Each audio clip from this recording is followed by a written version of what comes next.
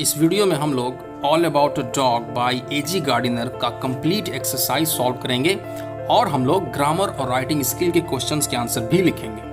Welcome back students, my name is Mohammad Kamran and you are watching Kamran digital study. तो चलिए शुरू करते हैं। Exercise 1, tick the correct answer from the given alternatives. दिए गए ऑप्शंस में से करेक्ट आंसर में टिक लगाना है। तो नंबर 1 है the younger women carried a little, तो इसका करेक्ट आंसर है ऑप्शन नंबर सी, पेकिनीज डॉग, यानी कमसिन औरत एक पेकिनीज कुत्ता लिए हुए थी। Number 2, the younger women was suffering from, इसका करेक्ट आंसर होगा ऑप्शन नंबर डी, कफ, यानी कमसिन औरत को खांसी थी। नेक्स्ट है number 3, the bill was pulled by the, इसका करेक्ट आंसर होगा ऑप्शन नंबर ए, कंडक्टर, यानी घंटी को कंडक्टर के जरिए खींचा गया, मतलब कंडक्टर ने घंटी बजाई। नंबर 4 है the number of policeman to whom the women expressed her anger was, option number A, 3 इसका राइट आंसर है, मतलब औरत ने अपने गुस्से का इजहार 3 पुलिस वालों के साथ किया। नेक्स्ट है number 5, the problem the bus faced was with the, इसका option number B, engine is the correct answer, यानी बस को इंजन की खराबी का सामना करना पड़ा। आगे बढ़ते हैं। Exercise 2, answer the following questions with in 15 words. दिए गए सवालों का जवाब 15 वर्ड्स के अंदर में देना है। तो क्वेश्चन नंबर 1 है, how many people got into the bus with the younger women, यानी कमसिन औरत के साथ बस में कितने लोग चढ़े। तो इस क्वेश्चन का आंसर होगा 3 people got into the bus with the younger women, यानी कमसिन औरत के साथ बस में 3 लोग चढ़े। आगे बढ़ते हैं। Question number 2, what was the conductor's order to the younger women, यानी कमसिन औरत को कंडक्टर का क्या हुक्म था। तो इस सवाल का हम लोग जवाब लिखेंगे, the conductor's order to the younger women was to take the dog out, यानी कमसिन औरत को कंडक्टर का यह हुक्म था कि वो कुत्ते को बाहर लेकर के जाए। अगला क्वेश्चन देखते हैं। Question number 3, why did the conductor stand triumphant, यानी कंडक्टर जीत के साथ क्यों खड़ा था। तो इस क्वेश्चन का आंसर होगा the conductor stood triumphant because he had the law on his side, मतलब कंडक्टर जीत के साथ खड़ा था क्योंकि कानून उसके साथ था।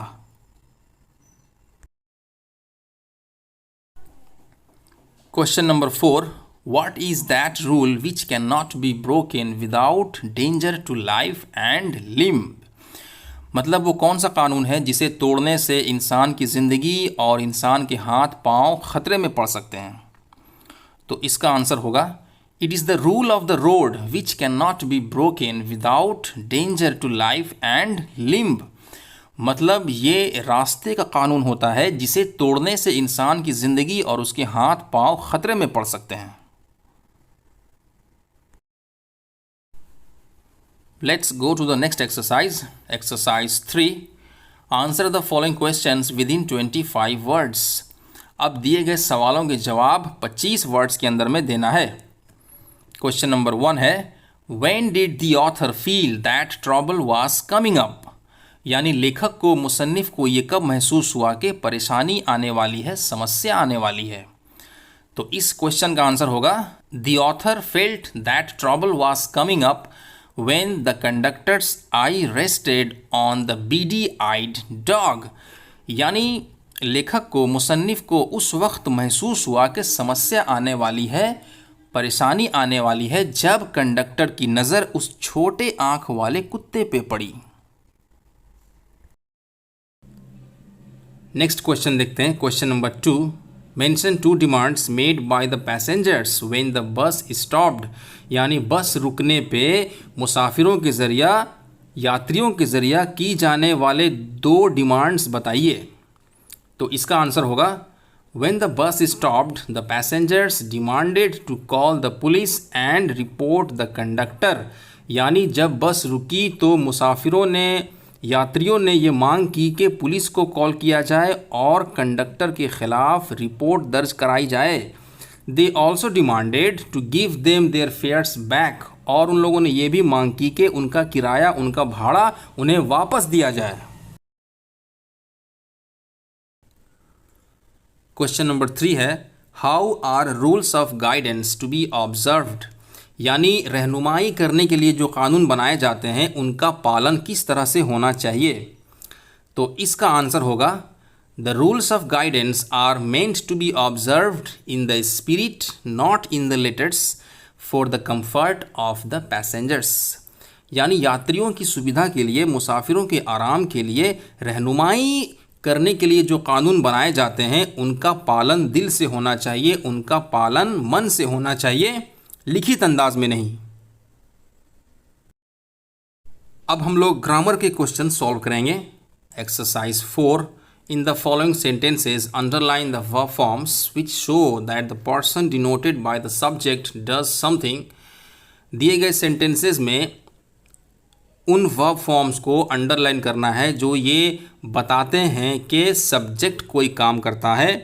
Circle the verb forms which show that something is done to the subject. और उन वर्ब फॉर्म्स को सर्किल करना है जो ये बताते हैं कि सब्जेक्ट के साथ कुछ किया जाता है।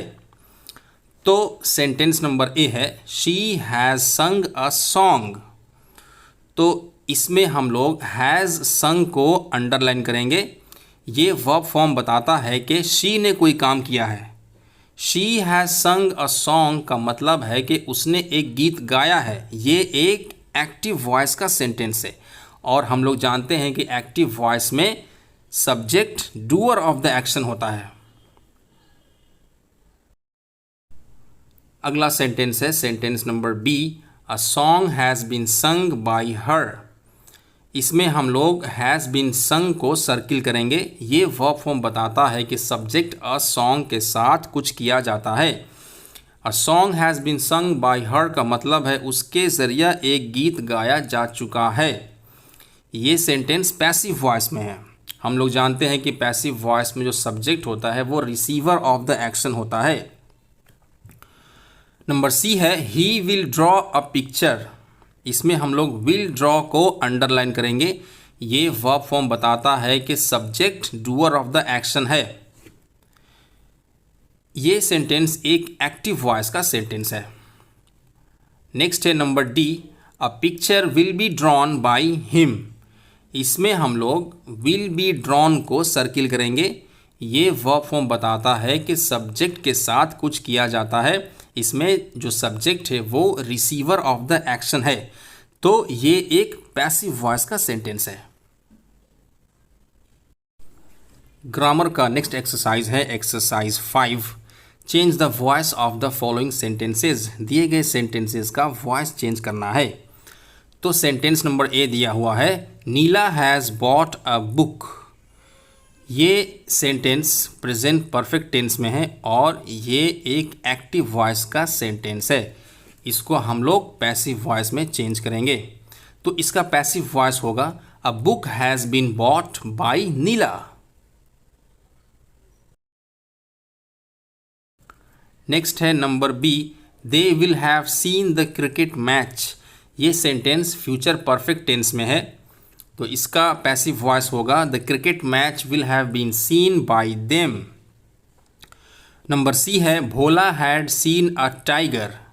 ये सेंटेंस पास्ट परफेक्ट टेंस में है। इसका पैसिव वॉइस हम लोग बनाएंगे, a tiger had been seen bye Bhola. Number D है, the nurse will attend the patient. ये सेंटेंस सिंपल फ्यूचर टेंस में है। इसका पैसिव वॉइस होगा, the patient will be attended by the nurse.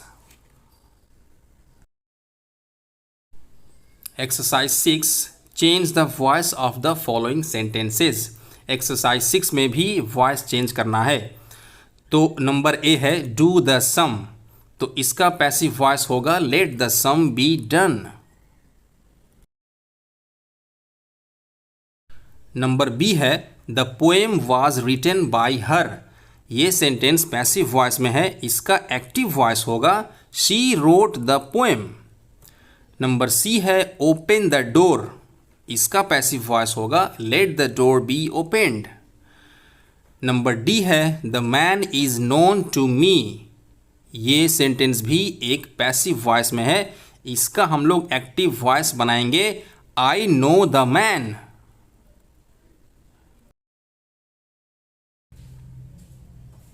Grammar का नेक्स्ट एक्सरसाइज है exercise 7, change the voice of the following sentences.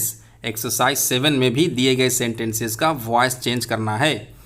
तो sentence number A है they agreed to my plan. इसका passive voice होगा my plan was agreed to by them. Next है number B my brother lost my favourite pen. इसका passive voice होगा my favourite pen was lost by my brother. अगला है number C the man is writing a letter.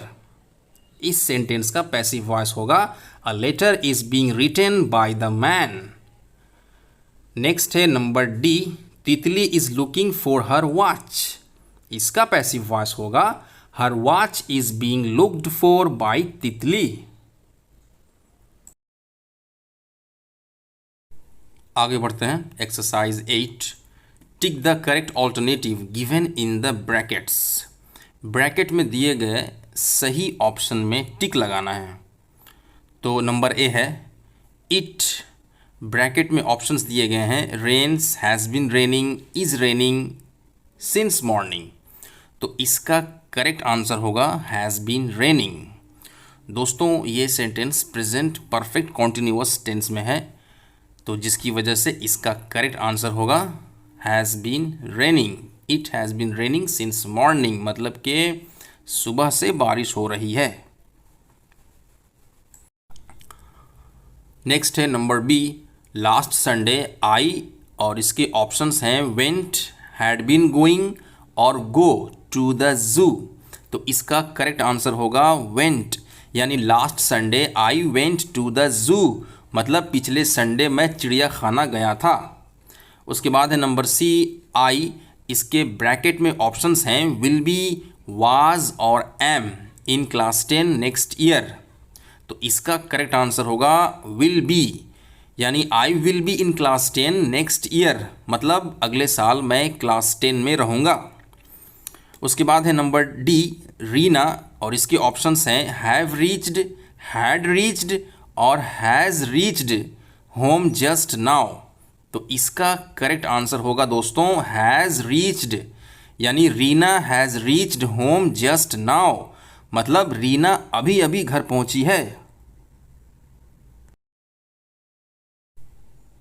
अब हम लोग writing skill के questions के आंसर लिखेंगे।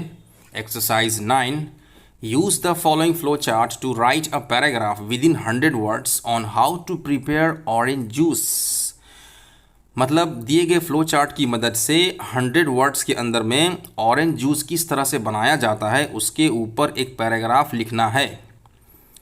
तो आप लोग दिए गए फ्लो चार्ट को वीडियो को पॉज करके अच्छे से पढ़ लीजिए, उसके बाद हम लोग पैराग्राफ को लिखना स्टार्ट करेंगे।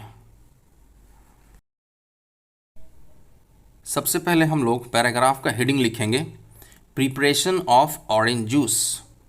उसके बाद हम लोग पैराग्राफ लिखना स्टार्ट करेंगे। Orange juice is a very refreshing drink. We all love to enjoy it in the summer season. To prepare orange juice, at first oranges are bought from the market. Then the fresh oranges are sorted out and the rotten ones are removed. After that, the oranges are cleaned with water. आगे हम लोग लिखेंगे Next, they are peeled and put in the juicer. Then the juice is extracted from the oranges. After that, sugar and preservatives are added into the juice. Next, the juice is poured in bottles. Then the bottles are sealed. Finally, the orange juice becomes ready to be sold in the market. Paragraph complete हो गया। Writing skill का अगला question है exercise 10। Write a paragraph within 100 words on how you plan to take care of street dogs. मतलब गली के कुत्तों की देखभाल करने के लिए आपका क्या प्लान है, उसके ऊपर 100 वर्ड्स के अंदर में एक पैराग्राफ लिखना है। यूज़ द फॉलोइंग हिंट्स, और दिए गए हिंट्स का इस्तेमाल करना है।